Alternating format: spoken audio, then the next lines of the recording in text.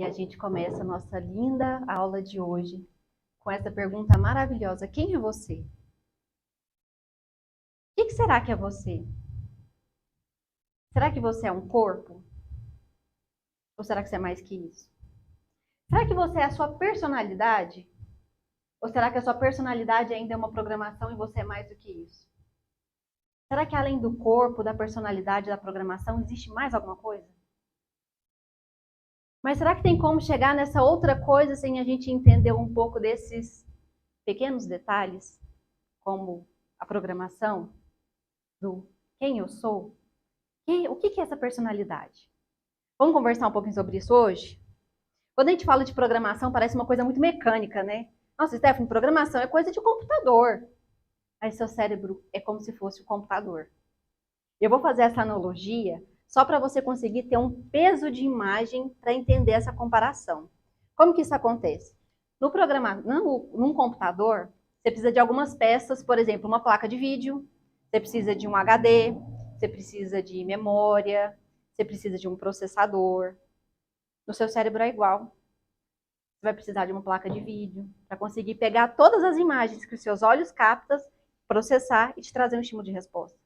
Você vai precisar de uma memória, para essa memória gravar todas essas imagens de tudo aquilo que você vive. E isso vai te trazendo um estímulo de resposta para a sua existência. O seu cérebro é como se fosse um centro de comando. Quem já assistiu Divertidamente? Divertidamente é um filme da Disney. Quem tiver a oportunidade depois assiste. Já assistiu? Eu vi só Um trailer dele. Não vou dar spoiler, gente, mas assiste. A Disney conseguiu colocar de uma forma simples, inteligente, magnífica, como o seu cérebro funciona e como isso traz estímulo de resposta para o seu corpo. Porque eles colocaram o cérebro como um centro de comando e quem controla esse centro de comando são emoções. Isso foi muito inteligente. Porque essas programações, o que vai fazer com que ela seja uma programação ativa e muito forte é o nível de emoção que está por trás dela. No último convívio, eu mostrei para vocês uma série de programações que tem na nossa vida. Que a gente às vezes é programado e não sabe, porque a gente age de forma inconsciente.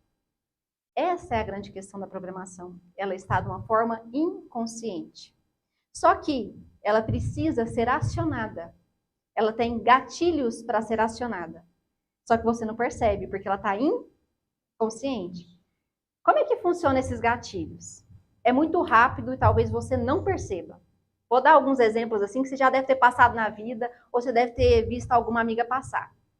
Vamos supor que um dia você tinha um relacionamento, era casada, namorava, não importa, e você pegou o celular do seu marido, seu namorado noivo, e você viu que ele estava te traindo.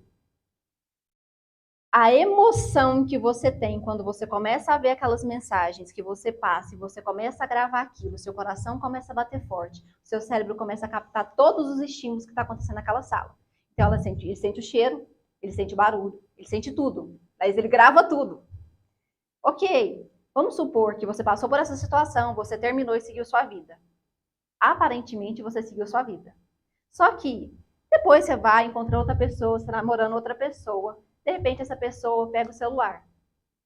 Só o ato da pessoa pegar o celular, porque você atribuiu ao celular a traição, aquele sentimento, você já fica assim, o que você está vendo?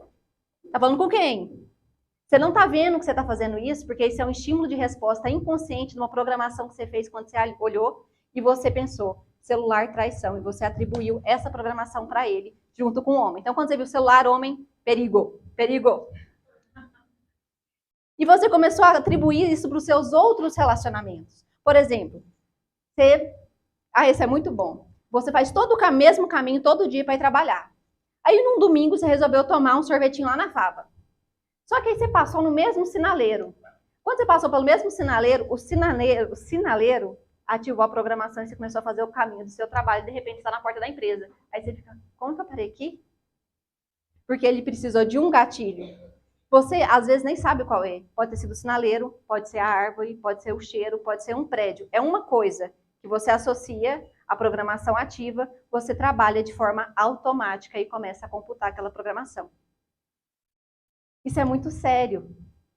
Porque se você começar a pensar quais são as suas ações conscientes e quais são as suas ações inconscientes, talvez você descubra que a proporção das suas ações inconscientes seja muito maior do que as conscientes. Se as suas ações inconscientes são maiores que as suas ações conscientes, você tem uma vida? Não, você tem uma sobrevivência. Você está sobre uma vivência, você ainda não vive, porque você não tem escolha. Porque está sendo automático, onde que entrou a escolha?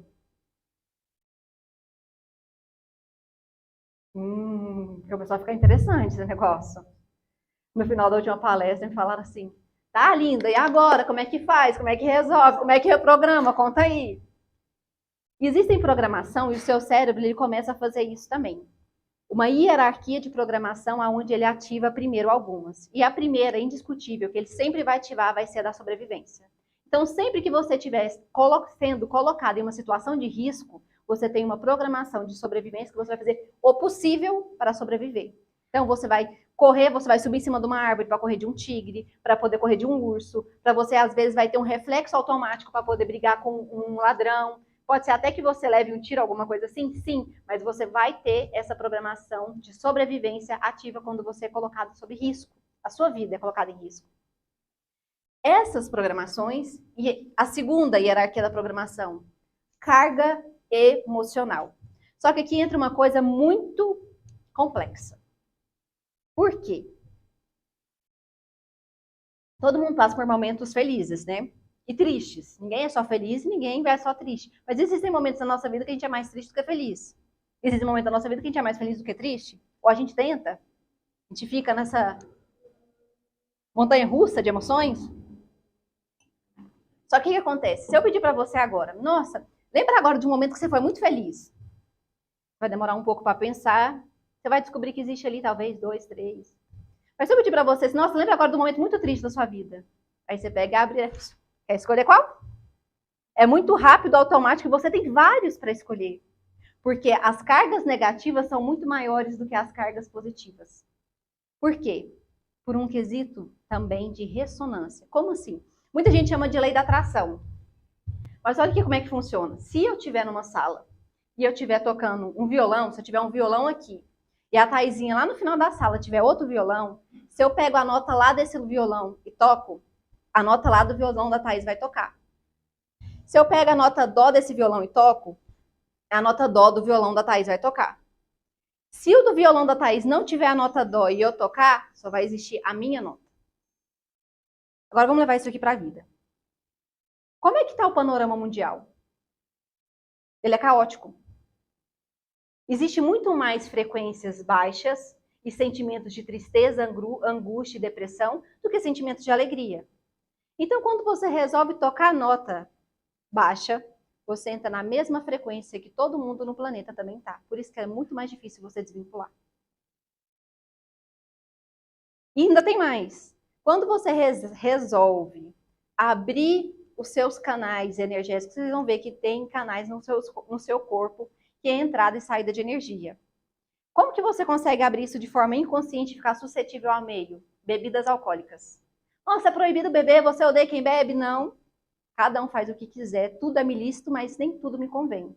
Você tem que analisar dentro da sua vida, dentro daquilo que você quer ser, o que te convém, o que não te convém.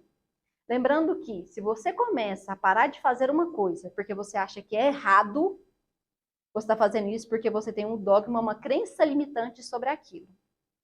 Se você deixa de fazer uma coisa porque aquilo não é condizente com a pessoa que você quer ser, você está ali abstendo de algo em prol do seu princípio e daquilo que você quer.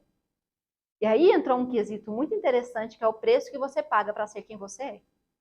Só que às vezes é muito difícil você estar numa sociedade e não fazer parte de uma sociedade. E para que você faça parte de algo, você precisa fazer o quê? Tocar na mesma nota. Então é muito difícil, às vezes, você tá na sua adolescência, você tá na escola e você não fazer as mesmas coisas que as pessoas fazem para você se sentir aceito. Porque existe uma primeira programação muito interessante. O ser humano, na pré-história, para conseguir sobreviver, ele precisava caçar em bando para conseguir animais maiores e, às vezes, não morrer durante a caça. Então, ele pensou que ele precisa ser aceito por um grupo para que ele possa sobreviver. Só que já se passaram eras e essa programação é a mesma. E aí muita gente faz várias coisas para poder se sentir aceito por esse grupo e vir pedir aquilo que de fato é. E por isso vem uma tristeza profunda. Tristeza essa que também é compartilhada por todos eles que fazem parte de um grupo. Porque no Instagram todo mundo é feliz, todo mundo é lindo. Mas e à noite, quando todo mundo coloca sua cabecinha no travesseiro? Será que toda essa felicidade também está exposta ali em agradecimento? Nem sempre, né? Mas como é que a gente faz, então, para reprogramar essas programações que a gente não quer mais ter, que a gente não quer mais ser? Primeira coisa, primeirinha, não tem como você mudar nada se você não sabe que você tem. Então é conhecer. Por isso que é tão legal aquela aula, que a Joana falou assim, nossa, foi muito legal, porque é o momento que você olha e fala, nossa, eu faço isso, nossa, é aquilo, é daquele jeito, é assim, é assado. Você começa a reconhecer isso dentro de você. Aí você tem a oportunidade de mudar. Se você nem sabe que você faz isso, como é que você vai mudar? Não vai. Você vai chamar, não, eu sou assim, nasci assim, vou morrer assim. E vocês vão conhecer muitas pessoas assim. Só que você tem a oportunidade de mudar. O que você precisa fazer? Uma programação que seja maior e mais ativa do que essa. Só que, às vezes, essa programação sua ela é intrauterina, lembra? Então, o que acontece? Você tem um sistema nervoso, sim? Seu sistema nervoso, ele capta pelos seus 5 sentidos o estímulo do meio, ele pega e manda para o seu cérebro. Seu cérebro interpreta, processa e traz uma resposta. E essa resposta pode ser automática, igual eu falei para vocês, ou pode ser consciente. Mas ela só vai ser consciente quando você ter consciência das que são automáticas. Tá dando para entender? Eu posso falar mais devagar. Se tiver dúvida, pode levantar a mão. O que acontece? Essa via de comunicação que acontece, ela já é muito grossa. Então, ela é como se fosse essa caneta. Se você faz uma nova programação para substituir essa, ela vai ser mais fina. Então, ela vai ser como se fosse... Aí vai ser muito bom. Assim. Então, se existe essa via de comunicação e essa via de comunicação, você acha que o sinal vai ser passado por qual? Por essa. Pensando nisso, uma pessoa muito inteligente, maravilhosa, criou uma técnica chamada processamento mental. O que ele vai fazer? Lembra que eu falei para você que dentro das imagens existe uma carga emocional? E quanto maior a carga emocional, mais forte a programação? Se você retira a carga emocional dentro desse quadro de imagem, você consegue fazer uma outra programação, uma outra via de comunicação ser mais forte, porque você vai fazer com que a grossa fique fina, porque você tirou a carga emocional dela. Até que um dia ela deixa de existir e você fica com a programação que você deseja. Nossa, Stephanie, eu consigo fazer processamento de todas as coisas que eu lembro. Você consegue fazer também de algumas coisas que você aparentemente não lembra, porque o seu inconsciente lembra. Então, se eu perguntar para você, nossa, Dinair, como é que era lá no útero da sua mãe? Era quentinho? Ela vai falar assim, nossa, Steph, não lembro. Mas, às vezes, numa sessão de processamento, ela tá assim, nossa, aqui tá tão escuro, tá tão quentinho, tá tão apertado. Nossa, você consegue sentir alguma coisa? Ela percebe, nossa, parece que eu tô no útero da minha mãe. Então, o processamento, sim, ele consegue ir até imagens do útero. Então, consegue tratar todas aquelas programações que a gente falou intrauterinas. Só que existem programações ainda mais antigas. Como quais? Do seu pai, da sua mãe, da sua bisavó, da sua tataravó. E todas elas são passadas por você por memória celular. E muitas vezes você fala assim, nossa, parece que é uma maldição hereditária na minha família. Toda mulher separa. Minha mãe separou, minha avó separou, nenhuma mulher é feliz. Você vai ver, às vezes, é uma memória celular que foi passando de geração para geração, para geração, para geração. E essas memórias podem ser tratadas também? Pode. Mas a técnica que vai tratar essas memórias é o desdobramento mental. Essas duas técnicas são técnicas da ordem criada pelo mesmo Dr. Diego.